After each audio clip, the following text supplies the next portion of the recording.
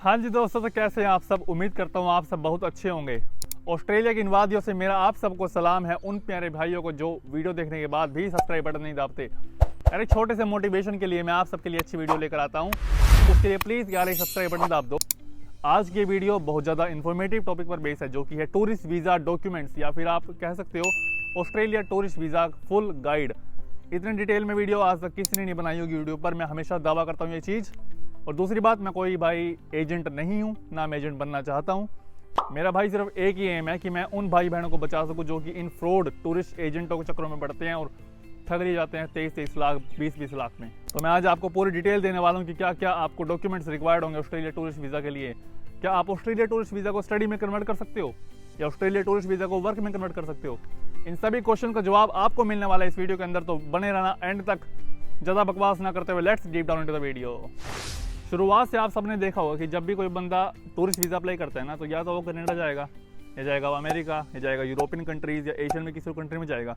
पर ऑस्ट्रेलिया बहुत ही कम जाएगा। क्यों? क्योंकि ऑस्ट्रेलिया यार वीज़ा ग्रांट करता ही नहीं है, या फिर ऑस्ट्रेलिया का टूरिस्ट वीज़ा ग्रांट होना बहुत ज़्यादा मुश्किल है, स्पेशली स्टूडेंट्स के लिए और स्पेशली अनएम्प्लॉयड बंदों के लिए।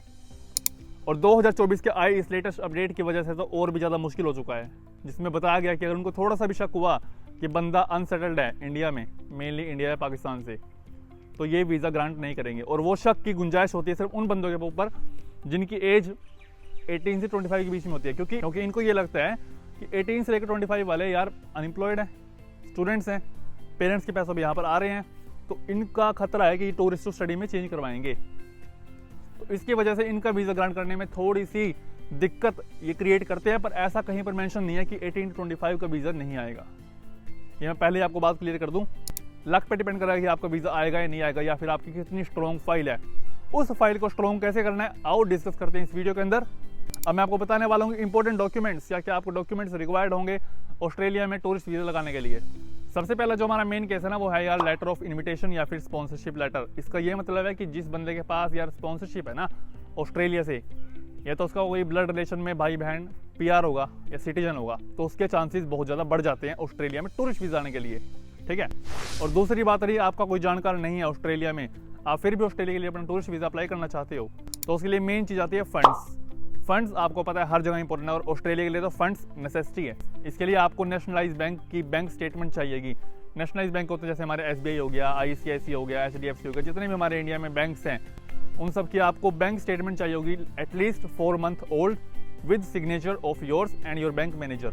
उसके बाद आपको लगेगा बैंक बैलेंस सर्टिफिकेट, जो आपका मैनेजर साइन करके देता है कि इसके खाते में इस टाइम के इस डेट तक इतने रुपए पड़े हुए हैं। मैं कहूँगा लेटेस्ट आप 2 to 3 डेज का डाटा निकलवाइए, जिसमें आपको सारा पता लगे कि आपके 2 से 3 दिनों के अंदर कितने खाते में पैसे पड़े हुए हैं।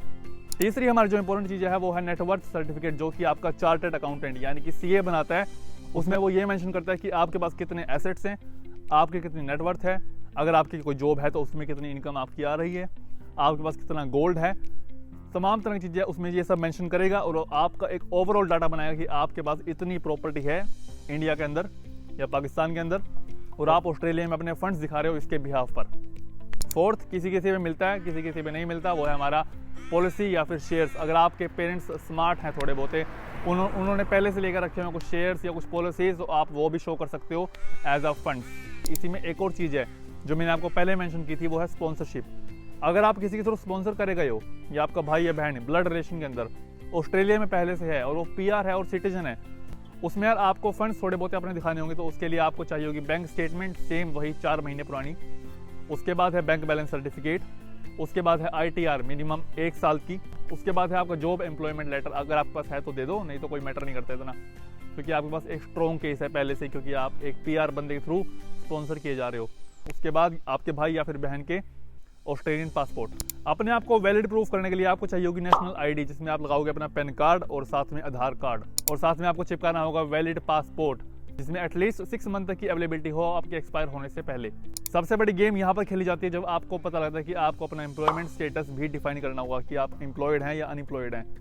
वही मैंने बात की थी कि जो 18 से 25 साल के बंदे होते हैं वो अनएम्प्लॉयड होते हैं, और साथ में 25 के बाद गारंटी नहीं है, पर अगर 25 के बाद अगर आप एम्प्लॉयड हो, या 25 से पहले भी अगर आप एम्प्लॉयड हो, तो आप अपना वीज़ा लगा सकते हो। तो उससे आपके वीज़ा आने के चांसेस बढ़ जाते हैं, क्योंकि एम्प्लॉयमेंट स्टेटस बहुत ज़्यादा इफेक्ट करता है आपके ऑस्ट्रेलिया वीज़ा को, जिससे ऑस्ट्रेलिया एम्बेसी को ये श्योरिटी होती है कि आप ऑस्ट्रेलिया में एक बार जाकर वापस आओगे अपनी कंट्री में, क्योंकि आपके पास एक सेटल्ड जॉब है और आप एक सेटल्ड बंदे हो।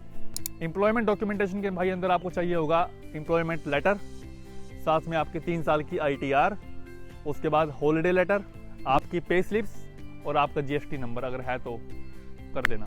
उसके बाद जो मेन पॉइंट है वो है ट्रैवल हिस्ट्री। इसके ना होने से आपका वीज़ा रिफ्यूज़ भी हो सकता है और इसके होने से आपका वीज़ा ग्रांट भी हो सकता है। पर अगर ये ना भी हो तब भी कोई दिक्कत नहीं है, पर हाँ ये श्योरिटी हो जाती है ऑस्ट्रेलिया गवर्नमेंट को कि ये पहले भी किसी और कंट्री में घूम चुका है और यहाँ पर भी घूमने आ रहा है, तो स्टडी वीज़ा में कन्वर्ट करने की वाली कोई बात ही नहीं है, ठीक है, क्योंकि मेन पर्पस स्टडी वीज़ा में कन्वर्ट करने का है स्टडी वाले बच्चों का। टूरिस्ट वीज़ा लगाने की अपॉर्चुनिटी है कनाडा वालों के पास, UK वालों के पास, अमेरिका वालों के पास तो नहीं लगाएंगे पर फिर भी है न्यूजीलैंड वालों के पास। पर इंडिया पाकिस्तान वालों के पास ये अपॉर्चुनिटी नहीं है, क्योंकि उनके पास अगर ट्रैवल हिस्ट्री है तो बढ़िया है, नहीं है तो bye bye bye bye tata goodbye गया। उसके बाद आपको शो करनी पड़ती है अपनी ट्रैवल आइटनरी कि आप कहाँ पर स्टे करने वाले हो। अगर आप स्पॉन्सर्ड हो किसी बंदे के थ्रू तो आप तो ऑब्वियसली बात है उसी के एड्रेस पे जाओगे, पर अगर आप सेल्फ डिपेंडेंट होकर अपना टूरिस्ट वीज़ा लगाते हो तो उसके लिए चाहिए होगा आपको ट्रैवल आइटनरी, साथ में होटल रिजर्वेशन की बुकिंग डॉक्यूमेंट्स, प्लस आपके पर्पस ऑफ विजिट, प्लस आपका कवर लेटर या फिर CV बनाने के लिए आपको बहुत सारी वीडियो मिल जाएंगी यूट्यूब पर, आप जाके वो चेक कर सकते हो, ठीक है। उसके बाद बाकी सारा प्रोसेस बहुत सिंपल है, इसको आप खुद भी अप्लाई कर सकते हो। मैं उस पर भी कंप्लीट वीडियो लेकर आऊँगा कि कैसे आप टूरिस्ट वीज़ा खुद अपने आप अप्लाई कर सकते हो, किसी को 20-30 लाख रुपए ना देके।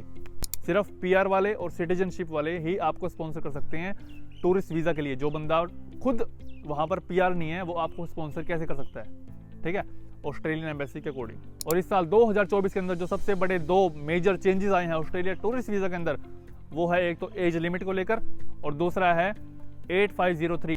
8503 को करते हैं डिस्कस बाद में, क्योंकि वो टूरिस्ट टू स्टडी वीज़ा में कन्वर्ट होने के लिए काम आती है। पहले बात करते हैं एज लिमिट की। एज लिमिट के अकॉर्डिंग क्या हुआ है कि अगर आप बिलो द एज 35 हो तो आपको टूरिस्ट वीज़ा ऑस्ट्रेलिया में मिल जाएगा। आप उसको स्टडी में कन्वर्ट भी कर सकते हो, वर्क में कन्वर्ट भी कर सकते हो, कंडीशन अप्लाइड। दूसरी बात, अगर आपकी एज 35 से अबव है तब भी आपका चेंज हो जाएगा, पर आपको वर्क परमिट नहीं मिलेगा। मतलब कि आपका स्टडी वीज़ा कन्वर्ट हो जाएगा पर आपको स्टडी वीज़ा के बाद TR नहीं मिलेगी या वर्क परमिट ही नहीं मिलेगा। और मेजोरिटी मेरी ऑडियंस यार 35 से नीचे ही है, तो मैं वही कहूँगा कि आपको वीज़ा मिल जाएगा, कंडीशन अप्लाइड। क्या कंडीशन है? जो दूसरा चेंज है वो है हमारा 8503 कंडीशन, जिसका मतलब है no further stay in Australia.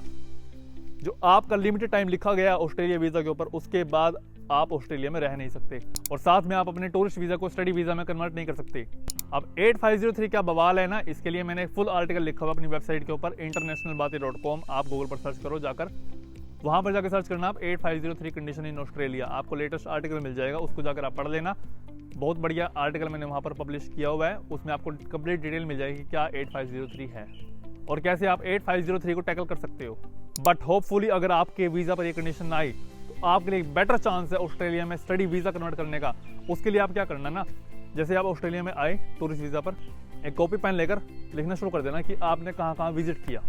आप घूमने जाओ, टूरिस्ट वीज़ा पे आ रहे हो ना तो घूमो यार, आप घूमने जाओ, डिफरेंट प्लेसेस देखो और उसको मेंटेन करो कि आप इस दिन यहाँ गए, इस दिन यहाँ गए, इस दिन यहाँ गए। वो आपको बाद में सब काम आएगा SOP के अंदर, ठीक है। 2 महीने बाद आप एक ढंग का एजेंट पकड़ो। ऑस्ट्रेलिया में बहुत नामी एजेंट्स हैं, बहुत सारे एजेंट्स आपको मिल जाएंगे, 2-3 बड़े नाम हैं, मैं बोल नहीं सकता पर वो बड़े अच्छे एजेंट्स हैं। उनके पास आप जाओ, अपनी फाइल दो, अब वो आपकी एक SOP बनाएंगे। उस SOP में लिखेंगे कि ये बच्चा एज अ टूरिस्ट यहाँ पर आया था और ये इन जगहों पे घूमा जो आपने बनाया था पहले, और इसको ये कंट्री इतनी अच्छी लगी कि अब यहाँ पर ये स्टडी करना चाहते हैं। तो साथ में इसकी वीज़ा पर 8503 कंडीशन भी नहीं है, तो बहुत अच्छे चांस हो जाएंगे कि आपका स्टडी वीज़ा आ सकता है। बात करूँ मैं फंड्स की, तो फंड्स तो ऐसा सच आपको इतने ज़्यादा नहीं चाहिए। आपको सिर्फ 1 साल की tuition fees plus insurance cost plus आपका मेडिकल और OSC हेल्थ केयर, वही बस। तो मैं उम्मीद करता हूँ आप सबको ये वीडियो इन्फॉर्मेटिव लगी होगी। अगर आपको ये वीडियो अच्छी लगी है तो इस वीडियो को लाइक जरूर कर देना यार, और छोटा सब्सक्राइब बटन भी दाब देना। मेरा भाई मेन मकसद ये नहीं है कि मैं आपको सिर्फ आपको एजेंट्स वाली वीडियो बनाता रहूँ और आपको दिखाता रहूँ भाई आप आ जाओ, ये कर लो, वो कर लो। नो, हर बंदे की तरह मैं आपको पागल नहीं बनाऊंगा, ठीक है। मेरा जो मेन मोटिव है वो है इंडिया के ग्राउंड से पकड़कर आपको ऑस्ट्रेलिया की ऊंचाइयों तक पहुंचाना। तो मिलते हैं आपको नेक्स्ट वीडियो के साथ, तब तक बने रहिए हमारे साथ। जय श्री राम।